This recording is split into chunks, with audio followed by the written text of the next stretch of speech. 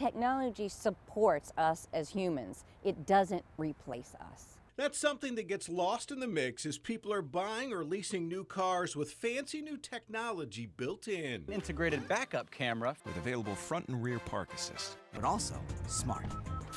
From crash avoidance braking to lane departure warnings, even side view cameras, cars are getting smarter. If it was on all vehicles, for example, it could prevent about 2.7 million crashes a year, about 1.1 million injuries, and save 10,000 people. Here's some of that technology that's becoming standard in vehicles. Backup cameras. Once I pop the car in reverse, it pulls up this camera showing me what's behind the car in my blind spot.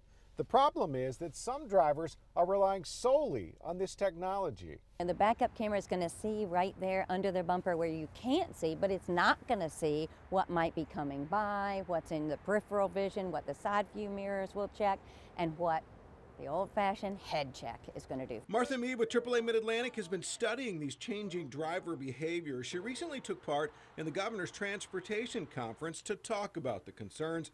A recent study found that 80% of drivers didn't understand the limitations to blind spot monitoring technology, but were relying solely on that for their safety. But it cannot see or alert you to cars that are going extremely fast beside you in your blind spot, and not always pedestrians or bicyclists. People we talk to admit the technology has changed the way they drive. It's definitely nice to have, but I am dependent, especially on those side view alerts that just will blink at me and beep at me if there's someone in my blind spot, and I've definitely have stopped looking as much as I normally would have. The fear is that these technologies that were created to put the brakes on crashes and highway deaths might be giving drivers a false sense of security that's actually leading to more distracted driving. They are comfortable relying on it 100%, even though they don't understand what it won't do, and therefore are more comfortable doing other things in the car. Studies have found that car makers using different names for similar technology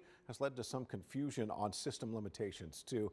Ask your dealer to demonstrate the system if you have questions. You can also read about some of the most popular systems out there and what they do in this story right now at WRIC.com. Morgan Dean, 8 News.